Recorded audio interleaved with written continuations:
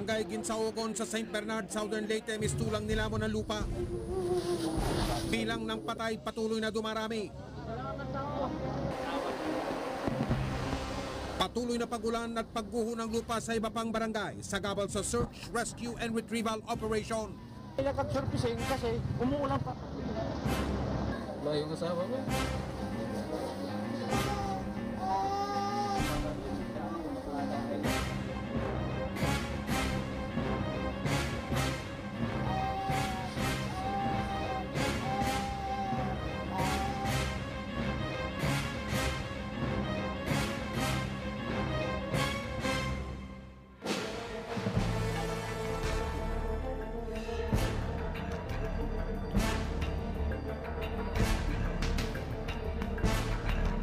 Magandang gabi po. Ito po ang special coverage ng GMA News and Public Affairs kaugnay ng pagguho ng lupa sa St. Bernard sa lalawigan ng Southern Leyte. Nakaantabay po ang buong puwersa para ihatid sa inyo ang mga pinakasariwang pangyayari kaugnay ng trahedyang ito. Narito po ako sa Operation Center ng bayan ng St. Bernard dito sa Southern Leyte. Ito po ay para sa rescue and recovery operations para po sa mga biktima ng landslide dito. Kasalukuyan pong nagsasagawa ng command conference ang governor po ng Southern Leyte na si Governor Rosette Lerias. Ito po ay tungkol sa usad at progreso ng isinasagawa po nilang operations. Sa pinakahuling tala, 56 na po, 56 ang na-recover pong mga bangkay mula sa disaster site. Mahigit 1,400 naman ang nawawala pa rin o missing. Ang disaster site nga po, ito po yung barangay Ginsaugon, dun po sa paanan ng bundok. Hindi lang ho ito nabura, maging ang mga masasayang alaala ng barangay ay tila nalibing na. Tunay nga hong kalunos-lunos ang sitwasyon ng barangay Ginsaugon. Kami po mismo lubhang naapektuhan nung nilibot namin ito kaninang umaga sakay ng isang helicopter. Narito po ang aking report. Kung merong pwedeng paglandan malapit dun sa landslide na safe, kailangan safe, baba nyo kami. Maaliwalas ang lagay ng panahon sa Cebu pagsakay namin ng helicopter. Pero pagtawid ng dagat sa Southern Leyte, nagsimula ng umulan. Maulan pa rin sa Leyte, kaya medyo hirap yung helicopter na mag-penetrate kasi mababa yung clouds, medyo madilim, tapos maulan pa. Bigo kami sa aming unang tangkang masilip ang landslide area. Pero sa pangalawang pagkakataon, ito ang tumambad sa amin. Buong barangay natabunan sa isang iglap na bura sa mapa. Natabunan ang lahat ng lupang yan na nanggaling sa bundok. Parang sa itsura pa lang, yung pagdausdos ng lupa mukhang bibihira lang siguro yung nakaligtas. Wala nang bakas ang mga tahanan, kapilya, eskwelahan. Libo-libong tao ang tinatayang namatay o nawawala. Mga buhay at pangarap na natabunan.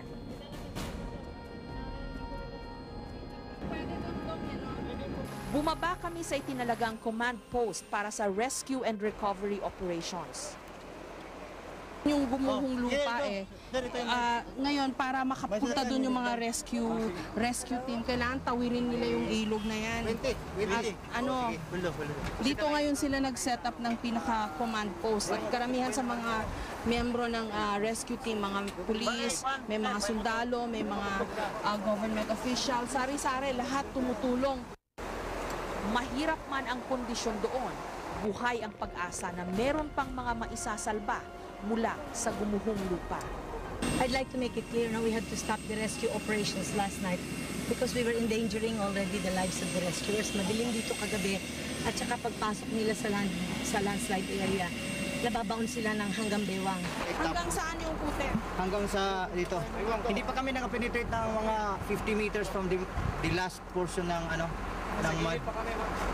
Palagay nyo may mga buhay pa sa May doon may nag-signal sa amin doon na mayroon daw buhay doon sa may gitna pero hindi kami makapasok dahil napakalalim ng putik.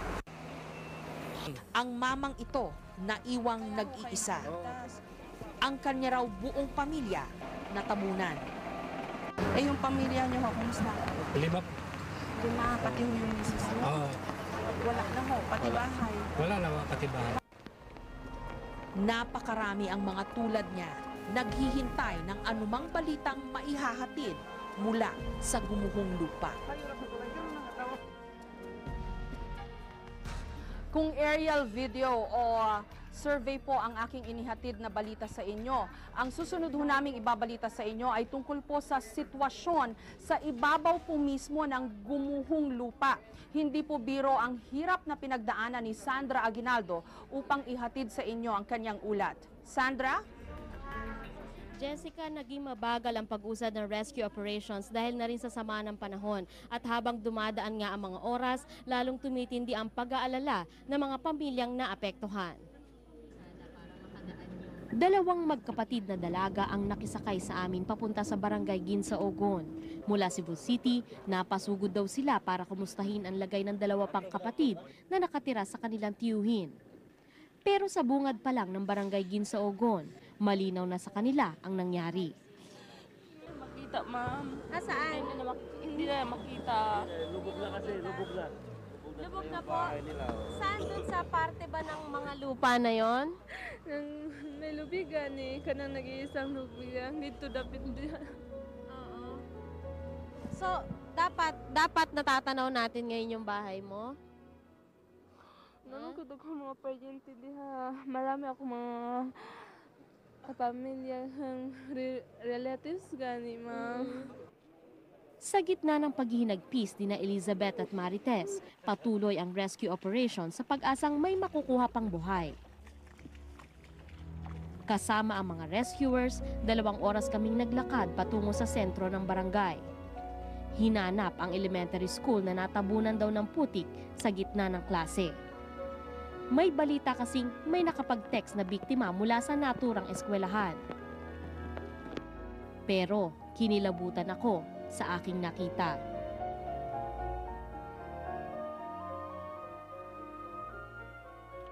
Ang lalaking ito, tila sinakluban ng langit sa pag-aalala sa anak na nag-aaral dito.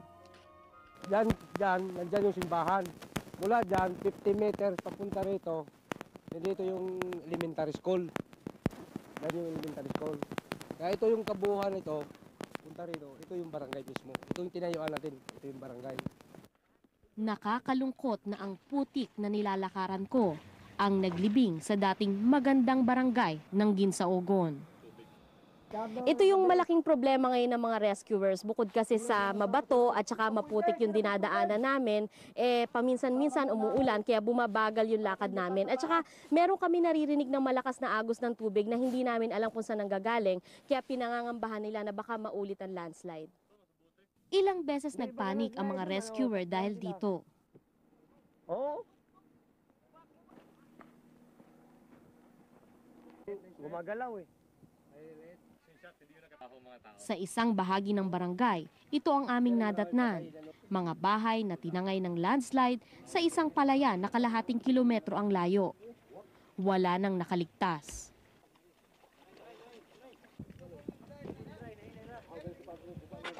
Mano-mano ang trabaho ng mga rescuers, kaya mabagal ang trabaho.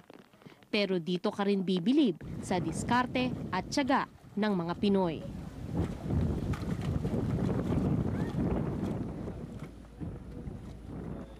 Jessica, hindi kakansilahin ang rescue operations dahil naniniwala ang mga otoridad dito na meron pa silang makikitang buhay sa ilalim ng tambak ng putik. At kaugnay naman po sa klase ng mga estudyante ay kinansela na ito sa darating ng linggo sa lahat ng antas. Mula po dito sa St. Bernard, Southern Leyte, ako po si Sandra Aguinaldo, nag-uulat para sa GMA News and Public Affairs. Maraming mga taga-bayan po ng St. Bernard na nakaligtas ang ngayon nasa mga evacuation centers.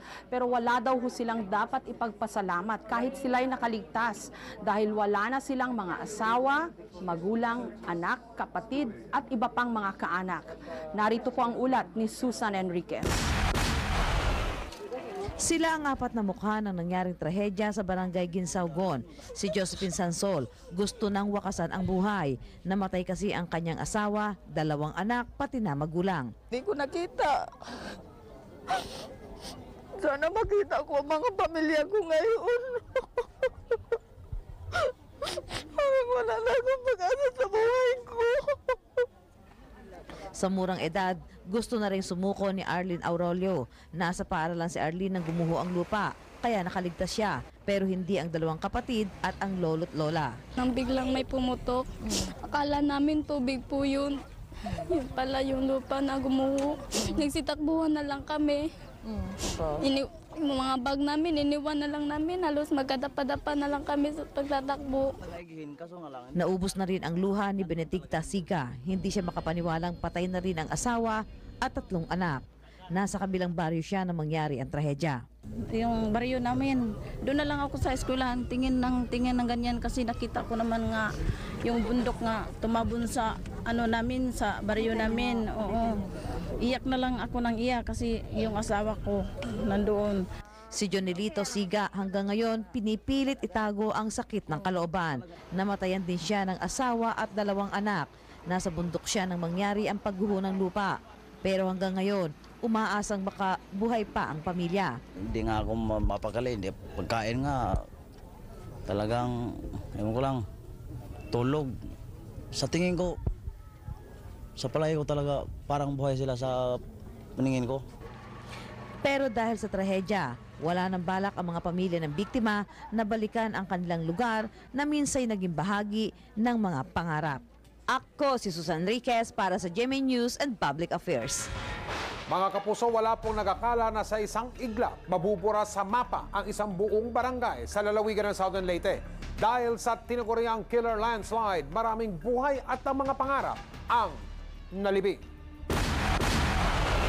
Ito ang barangay hall sa Ginsaugon, St. Bernard, Southern Leyte. Kuha ito noong Setyembre ng taong 2005. Kahapon may pagdiriwang pa ng mga kababayan sa barangay hall na ito. Ito naman ang daycare center. Aabot sa 3,000 katao ang populasyon ng Ginsaugon. Mahigit 300 ang mga bahay. Sa elementary school ng Ginsaugon, nagkaklase ang 246 na estudyante kasama ang 7 guro. Ang matahimik na pamumuhay nagimbal sa pagguho ng lupa. Ayon kay St. Bernard Mayor Maria Ling, pasado 10:00 ng umaga tumama ang killer landslide. Bago nito, nagkaroon muna ng paglindo. Sinundan ng landslide o pagguho ng lupa. Ang kwento ng ilang residente, sa loob lang ng 5 minuto, natabunan ang buong barangay. Pagtingin ko sa bahay namin, wala na. Puro na graba. Ano yung bigla-bigla na lang ba? Bigla lang.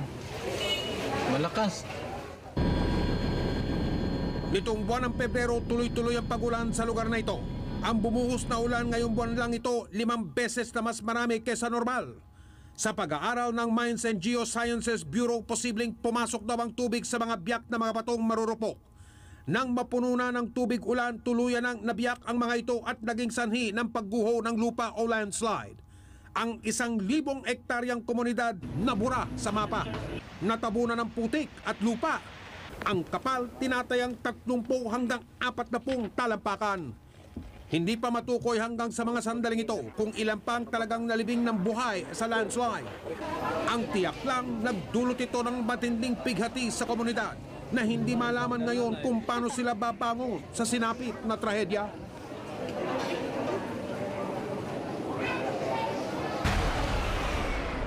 News team ng GMA nakakita ng iba pang landslide nang patungo sila ng St. Bernard. Pangulong Arroyo nagpatawag ng emergency meeting. Thirdly, Sana nawala na ako ng pamilya. Ito na nga. Masasabi ko na sana paluwasin ako ng Manila dahil nawalan ako ng kabubuhayan. Well, nandito ako, Well. Wala na yung mga anak ko. Si Benny, wala na. Di ako din. Mahirap na ako ngayon. Wala na akong kabuhayan kasi yung mga palaya namin wala na, natagbunan na ni. Pa, ako na lang po ang nabuhay sa anak mo. Kunin niyo na po ako dito, wala na tayong mauuwian.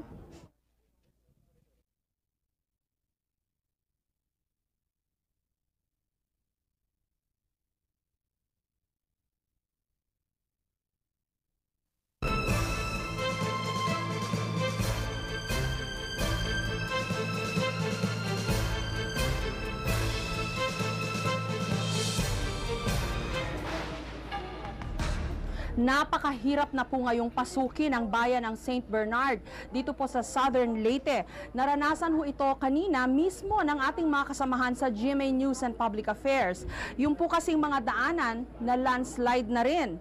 Mula po rito sa St. Bernard, may live report si Susan Enriquez. Susan? Jessica, bago pa man kami dumating dito sa St. Bernard, marami ng landslide sa aming dinaanan. Pero pagsapit namin sa bukana ng St. Bernard, mas matindi ang pagguho sa gilid ng kalsada. Bunsod na rin ito ng walang patid na pag-ulan, kaya naman talagang kailangan ng tiyaga para makalusot sa mga bahagi ng kalsadang mayroong landslide. Narito po ang report. Pasado alas 8 ng umaga nang umalis kami ng Tacloban City patungong St. Bernard, Southern Leyte. Pagpasok namin sa probinsya ng Southern Leyte, bakas ang pinsala ng landslide. 10 kilometro bago ang bayan ng St. Bernard, dito nagsimula ang balakid sa aming paglalakbay. Ang bahaging ito ng Lepanto Road sa Barangay Lepanto, dinadaanan ng mga sasakyan ng halos 1 oras. Kinailangan tumigil ang mga sasakyan para mapatag ng bulldozer ang kalsada. Ayon sa DPWH, 24 oras ang clearing operations, subalit ng patuloy na ulan ay nakakahadlang para tuloy-tuloy na madaanan ang kalsada. Yung ibang sasakyan, binabatak ng bulldozer kapag nababalahaw. Ito'y para di na makaabala sa ibang daraan, kasama sa relief and rescue operations, gaya ng mga sundalo at medics. Sa videong ito, kuhang-kuha ang nagbabadyang panganib. Anumang oras, posibleng gumuho ang lupa. Ang sinasakyan naming van, kinailangang hilahin para makaalis kami.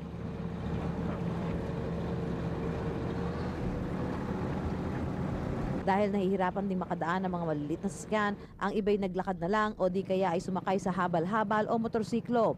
Ilan sa kanila, mga residenteng apektado ng landslide sa Barangay Ginsaugon. Baka sa mukha ang matinding takot, pagod at pag-aalala. Sa pagpapatuloy ng aming mga biyahe, may mga kalsada kaming nadaanan na nabitak na kaya di na rin madaanan ng sasakyan. Pagdating namin sa bayan ng St. Bernard, damang-dama ang kalungkutan sa paligid. Kung mayroon mang abala, walang iba kundi ang mga tumutulong sa search, rescue, and retrieval operations. Sa kabila ng ganitong sitwasyon, tiniyak ng DPWH na tuloy-tuloy ang kanilang clearing operations sa mga kalsada para hindi maapektuhan ang isinasagawang relief and recovery operations sa mga biktima ng landslide. Live mula po rito sa St. Bernard, Northern Leyte, ako si Susan Enriquez para sa GMA News and Public Affairs. Nasaan nga ba ho itong St. Bernard na ito? Yan ang tanong ng marami ng mapabalita kahapon ang tinaguriang killer landslide. Mga kapuso, ang St. Bernard ay nasa dulo ng bahagi ng Southern Leyte. Malapit po yan sa lungsod ng Maasin, ang kabisera o capital ng naturang lalawigan. 2 oras ang biyahe ng bus mula Maasin papuntang St. Bernard. Kung manggagaling kayo sa Tacloban, aabutin ng 5 oras ang biyahe papunta sa St. Bernard. 5 oras din ang biyahe mula sa lungsod ng Ormoc na noong taong 1991 ay sinalanta ng matinding pagbaha. Matagal na raw tinukoy ng Department of Environment and Natural Resources o DENR ang mga lugar sa Southern Leyte na posibleng makaranas ng pagguho. Ipinaabot pa raw nila ito sa mga bayan doon. Pero nang siyasatin po ng investigador, nakumpirma po namin na hindi nakarating sa marami ang babala. Noong pang Mayo ng taong 2004, nagbabala na ang Mines and Geosciences Bureau ng DENR tungkol sa mga lugar na maaaring gumuho. Isa sa mga lugar na yan ang Southern Leyte. Sa 19 na bayan daw ng Southern Leyte, 11 ang namimiligrong gumuho. Isa na rito ang bayan ng St. Bernard. Pumupunta kami sa mga LGUs, mga local government units. We coordinate with the mayors, their staffs. And then we invite as many stakeholders as possible, not only the local government officials, but even the private sector, particularly the NGOs who are involved in disaster management. Namigay rin daw sila ng mga babasahin, poster at BCD upang ikalat ang impormasyon. Pero katakatakang hindi raw umabot ito sa mga taga St. Bernard. Hindi rin alam ng sangay ng ahensya sa Tacloban na kasama sa listahan ang St. Bernard. Isa-isang tinawagan ng investigador ang mga alkalde ng lalawigan ng Southern Leyte na kasama sa listahan ng mga maaaring tamaan ng pagguho. Lumilitaw na ang alkalde ng San Juan at St. Bernard ay hindi nasabihan ng Mines and Geosciences Bureau Region 8 tungkol sa posibilidad ng landslide o pagguho ng lupa.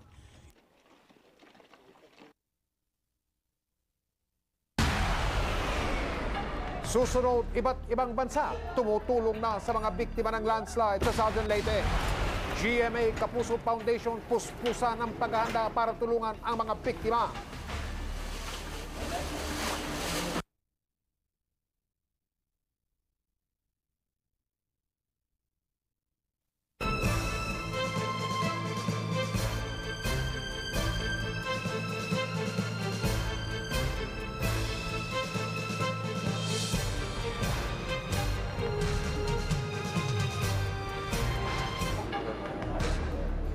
Pansamantalang itinigil po muna ang rescue and retrieval operations dito sa bayan po ng St. Bernard sa Southern Leyte.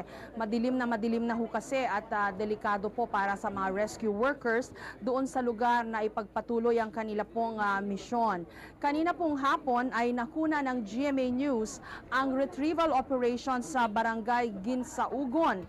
Doon po ay meron pong mga nakuhang mga bangkay at ito po ay nadagdag na sa kasalukuyang tala ng Operation Center. 56 na po ang na-recover na mga bangkay. Meron pa rin pong 1,408 na nawawala at 20 ang mga sugatan na ginagamot sa mga malapit na ospital dito sa St. Bernard. Hindi lang po barangay Ginsaugon ang sakop po ng disaster response operations. Kabilang rin po ang iba pang mga barangay ng bayan ng St. Bernard. Ito po yung Malibago, Asuncion, Tambisto, Anilao sa bayan po ng Liloan at sa Libas. Ang inyo po namang nakikita ay ilan sa mga naiwang bakas ng trahedya, mga personal pong kagamitan ng mga biktima. Meron pong mga kaldero, plato, tsinelas, sari-sari pong mga bakas na naiwan ng trahedya. Samantalang makabagbag damdamin po ang mga tagpo na nasasaksihan natin dito sa bayan po ng St. Bernard. Ang mga narito kung hindi po nagluluksa, naghahanap ng kanilang mga nawawalang mahal sa buhay. At narito po ang report ng Kapuso mo Jessica Soho. Libo-libong mga buhay ang tinatayang natabunan, pero iilan lang ang nahukay o na-recover mula sa landslide. Sa isang makeshift na funeral parlor ang mga ito nakalagak ngayon hanggat hindi pa sila natutunton ng kanilang mga pamilya. Pero si Jaime Libutan, nakita na ang kanyang misis. Paano mo nahukay yung asawa mo? Tigil lang ng buhangin. Tumakbo ako. Hinanap ko yung asawa ko. Nakita ko yung bayaw ko. Tapos, sabi niya, nandito lang yun. Nalukay namin. Nakita yung ulo sa asawa ko, kaya nalukay namin, nakuha namin. Hindi lang iisa ang namatay at nawawala sa pamilya ni George Omela. Paano mo nakuha yung mga bangkay? Hindi, pumunta ako sa tinayuan ng bahay namin. Sabi na siya, kung nakakita ako ng bata, dinala ko na lang na kaya pang iligtas. May nailigtas kang bata? Nailigtas dito. Nasaan yung nailigtas mo? Nandoon sa ospital. Hinahanap naman ng inang ito ang kanyang anak na si Lauren May. Isa si Lauren May sa mahigit 200 mga mag-aaral sa buong elementary school na natabunan. Nasa paanan lang ito ng bundok na natapyas at gumuho.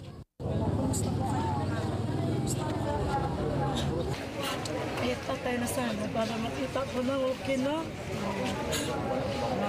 Dito po na naglinis sa isa niya naman. landslide. Oo, natabon na ako. Isa naman sa mga maswerteng nakaligtas, si Rolando Tirante. Sugat-sugat ang kanyang mga kamay at binti. 5 minutos. Gikan sa taas pa daw boss. Ano daw po? Mga 5 minutes from the mountain, bumuhos yung malakas na lupa. O kaya mabigla, mabilis. So, basta umiikot na gano'n. Sa Anahawan District Hospital, naroon ang marami sa mga milagrong nakaligtas. Mga ina at anak na nagtamo ng grabing mga sugat. Ilan sa kanila, malala ang kondisyon. Tabunan man gud ni siya na nakuha bitaw kay datuga man sa kahoy. Ang batang ito, isa sa mga mag-aaral sa natabunang eskwelahan. Nalubong man ko. Nakita nyo gatong ko, ang daghang lapok.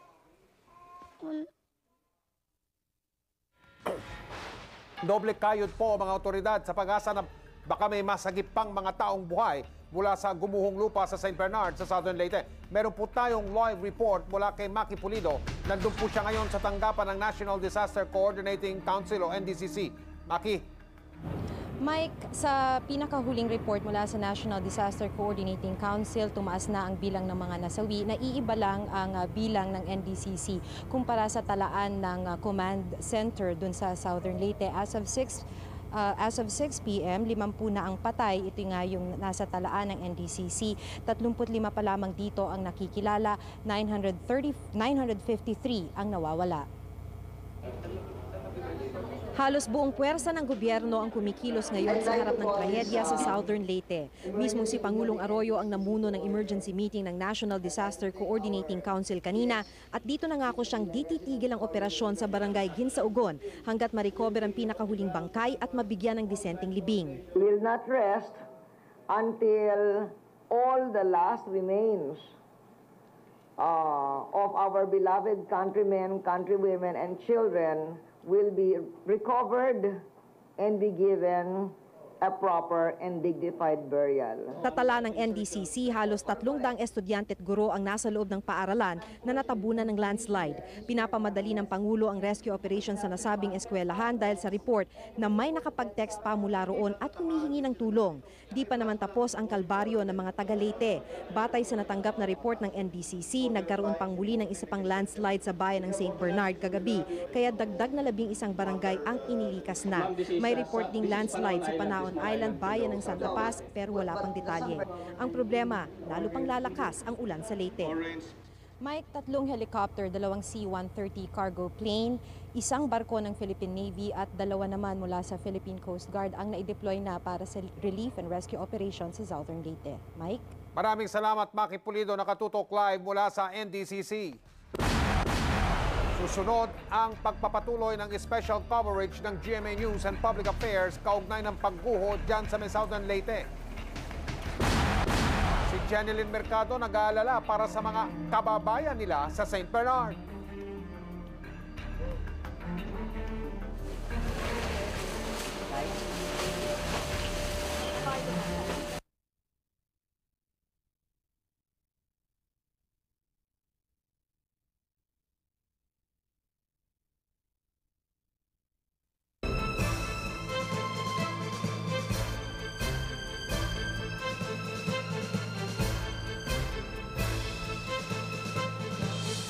Mga kapuso, pakikidalamhati at pagkagulat ang damdamin ng maraming bansa para sa Pilipinas nang mabalitaan nila ang lawak ng pinsala ng landslide sa lalawigan ng Southern Leyte. Ang Amerika ay agad pinapunta doon ng mga sundalo nila ang nandito sa ating bansa ngayon para sa balikatan exercises. Dala nila ang kanilang barko, mga helikopter at iba't ibang mga gamit. Tutulong sila sa rescue operation doon. Bukod po sa halos 3 milyong piso na kanilang donasyon, magpapadala rin ng mga donasyon ang mga bansang Australia, Taiwan, Singapore at ang International Red Cross. Ito naman po ay para sa pangangailangan noon naman pong mga nakaligtas tulad ng pagkain, damit, mga kumot at iba pang mga gamit. Nakapagpaabot na rin po ng pakikiramay si Pope Benedict XVI sa pamamagitan ng isang telegrama sa Arsobispo ng Maasin. Nagpasalamat naman si Pangulong Arroyo sa lahat ng mga nakiramay at nagpaabot ng pagtulong. Bukod po sa Leyte, delikado rin ang buhay ng maraming Pilipino sa ilang lalawigan sa Bicol, Silangang Visayas at Hilagang Silangang Mindanao. Yun po ang mga lugar na namimiligrong tamaan ng pagguho at pagbaha. Base po yan sa pag-aaral ng DENR. Sa report ng DENR noong taong 2004, 107 bayan sa Pilipinas ang maaaring tamaan ng pagguho ng lupa at pagbaha. Ang mga bayang ito ay nasa Bicol, Eastern Visayas at Northeastern Mindanao. Sa Kabikulan, kabilang ang lalawigan ng Camarines Norte, Catanduanes, Albay, Legazpi at Sorsogon. Sa Eastern Visayas naman kabilang ang Northern Samar, Eastern Samar at Leyte. Sa Northeastern Mindanao naman nakalista ang Surigao del Norte, Agusan del Norte at Agusan del Sur. Ayon sa DENR, ang mga taong nakatira malapit sa mga bundok, burol at bangin ang pangunahing delikado sa landslide, lalo na kung tuloy-tuloy ang ulan at kung may lindol. Sa talaan ng National Disaster Coordinating Council, lumalabas na pinakamarami ang namamatay sa mga landslide o pagguho ng lupa kaysa sa iba pang mga kalamidad. Kaya naman laging paalala ng NDCC, kapag may banta ng pagguho ng lupa, agad na lumikas ng lugar lalo na't buhay ang nakataya. Our approach should be proactive rather than reactive. In other words, kailangan dapat bago pa mangyari yung sakuna or yung pangyayari, paghandaan na natin paano. At sa punto pong ito, makakapanayan po natin si Governor Rosette Lerias ng lalawigan ng Southern Leyte. Magandang gabi po, Governor. Magandang gabi naman sa iyo, Mike. Opo, bago po ang lahat, kami po ay nakikiramay at nakikidalamhati sa sinapit po ng mga kababayan natin sa inyong lalawigan. Ano ba ho ang pinakahuli dyan? Meron ba hong state of calamity na binabalak para sa lugar na yan? Ano ba hong inyong mauusapan tungkol dito, Gob? Sa nakaraang last week, nag-declare na kami ng state of calamity dahil nagkaroon na kami ng landslide sa Liloan, sa Sogod at sa San Francisco. At nung mga araw na yon, nagkaroon na rin kami ng evacuation proceedings dahil nakita nga namin na malakas masyado ang ulan at nagkaroon ng landslide na sa ibang mga lugar. Nagkaroon ng mga evacuation. Sa Liloan nga nung nakaraang linggo, nag-request na kami ng Philippine Navy para yung mga nakatira sa Katig at Malangsa sa Liloan ay ma-evacuate namin dahil nag-landslide din at kaharap nila dagat na kaya wala na kaming mapuntahan, no? So nag-request kami ng evacuation proceedings ng Philippine Navy. Governor, pakikumpirman nyo ngayon naman, pakikumpirman nyo nga yung balita na merong isa pang barangay. May 11 barangay na in-evacuate. Totoo ba itong balitang ito? Totoo yun. We evacuated 11 barangays in St. Bernard. Nasaan po yung mga taong yun ngayon? Yung mga iba nasa Himusunan, yung iba nasa Katmon, yung iba nandito sa elementary school sa poblasyon, nasa Cristo Rey High School, at nandoon sa kumbento. Opo. Governor, ano po mangyayari doon sa lugar na natabunan ng lupa? Yung mismong Gunsagon ba yun? Sa St. Bernard? Sa Ginsaogon. Ginsaogon. Ano pong mangyayari doon? 2 araw na kami nagkakaroon ng search and rescue operations. At masyadong mabagal ang aming trabaho dahil paisa-isa, hindi namin magamitan ng equipment dahil lulubog ang equipment dahil putik ang lugar, no? Opo, nakita yung mga po namin, rescuers nga paglakad nila. Nakita po namin yan sa video. Ang ibig ko po sabihin, paano yung bayan na yun? Hindi na pwedeng tayuan yun ng bagong barangay ulit o ng bagong bayan ulit, Gob. Hindi na, not for now. Hindi na talaga.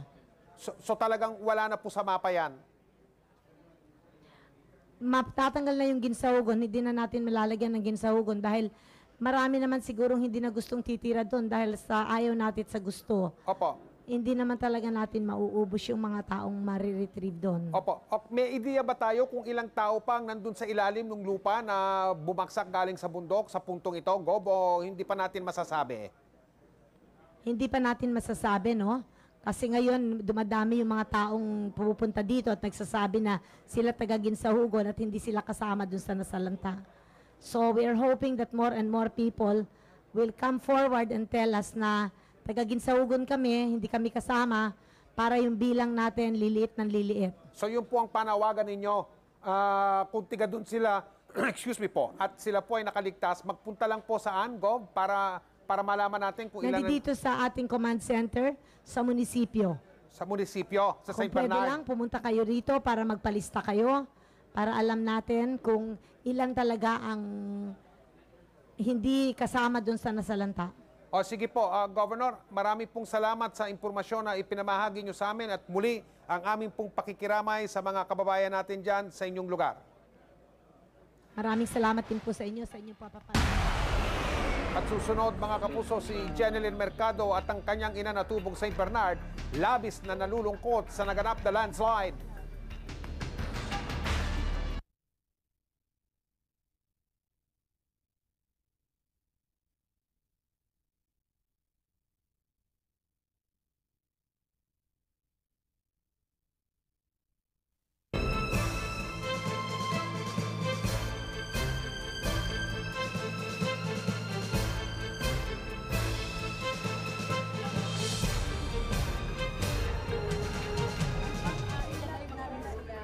Narito pa rin ho tayo sa Operations Center ng bayan po ng St. Bernard at natapos na po ang command conference ni Governor Rosete Lerias.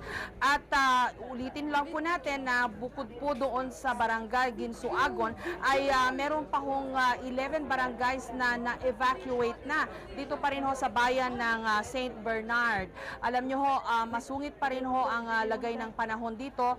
Ngayong maghapon ay nag-uulan pa rin ho at ito ho ang nag-worry po yung mga authorities dito dahil sa tuloy-tuloy po na buhos ng ulan ay malambot na nga ho yung lupa, baka lalo pa hong gumuho at magkaroon ng landslide. Kaya ho, meron ng mga itinalagang evacuation centers. At ang kinakailangan po ng mga nasa mga evacuation centers ay banig, mga damit, mga pagkain. At ang mga telecommunication companies po ay narito na at nagsasagawa na rin po sila ng libreng mga tawag para ho sa mga taga St. Bernard. Napakalaking tulong ho ito para malaman po ng kanilang mga kamag-anak na sila ay okay at nakaligtas po sa landslide. Ang GMA Kapuso Foundation, katulad po ng inyong nakita kanina, ay naghahanda na po ng mga relief goods at nakita na rin ho natin sila rito at bukas po ay inasahan nila ang malaking shipment ng mga relief goods na kanilang ipapamigay dito po sa mga biktima ng landslide. At ngayon po ay kasama natin dito sa Operation Center ang dalawang opisyal ng DepEd. Sila po yung namamahala dun sa ilang mga eskwelahan po na nasalanta nitong landslide. Si Mrs. Erlinda Diaz, siya po ang District Supervisor at si Mrs. Delia Prieto naman ay principal po. Kasi bago ho sila pumunta dito at lumapit sa amin, kwento-kwento lang ho yung mga may nagte-text down na mga biktima na buhay pa sila at humihingi ng tulong. Eto ho, dala-dala ho nila yung text sa kanila nung di man mga survivors na naroon pa na humihingi ng tulong. Although, let me just stress, Mike, na finorward lang sa kanila itong mga texts na ito. Si Mrs. Prieto, ikwento nyo nga ho itong text na natanggap ninyo. Yung text na receive ko last 1 o'clock, just this day, this afternoon, ang sabi niya, "Ma'am, tulungan mo kami. Nandito pa kami sa ilalim ng school. Idilyo Okilyami, please ma'am, tulungan mo kami." Ito lang ang text niya. Opo, sino po itong si Okilya? Prelim teacher sa Ginsuagon Elementary School. So kilala nyo ho siya bago ho ito nangyari? Oo, kilala ko, kahit taga-DepEd man siya. Kayo po naman, Mrs. De Diaz, ano pong text ang natanggap ninyo? Mula kay Edeli wala po. Pero yung sa iba na natanggap ko, they are just inquiring. They were inquiring kung na-recover na ba yung nasa ilalim ng school. Ano po yung text na natanggap nyo? Pakibasa nga po. Forward to So, ito isa. Walang nabuhay, Lynn, except Pia. The one who texted, hindi pa ba na-recover? So, ito ang natanggap ko ng mga messages. So, hindi ako nakasagot kasi hindi ko pa rin alam kung ano ang resulta ng rescue team. So, kayo ho naniniwala na meron pa hong mga survivors na naroon ho, na nabaon, na kailangan hong tulungan? Yes, ma'am, kasi Edilio Cuquilla, who texted her, just 1 p.m. this afternoon, na talagang nasa ilalim pa sila. Hindi ko na alam sa ngayon. Okay. Maraming salamat po. Mike, kung gusto mong makita yung text, siguro pakita natin, ano? Ito po. Ito ay Visayan language. Sa Bisaya ho, kaya... Translated into Tagalog. Okay. Okay. So, ayan ho, nakita ko mismo yung text. Balik po tayo kay Mike Enriquez. Maraming salamat, Jessica. Sabayan po ng St. Bernard, lumaki ang kinikilalang ina ni Jeneline Mercado na si Lydia. Ilang beses na ring bumisita roon si Jeneline, kaya laking gulat nila sa kalunos-lunos na sinapit ng naturang lugar. May report si Aubrey Carampel. Labis ang kalungkutan ngayon ni Jeneline Mercado dahil sa nangyaring trahedya sa Southern Leyte. May ilang beses na rin kasing nakarating si Jeneline sa bayan ng St. Bernard. Lugar namin yon, tapos may mga taong mga nasawi, mayroong mga nasugatan, may mga namatay, so medyo hindi maganda.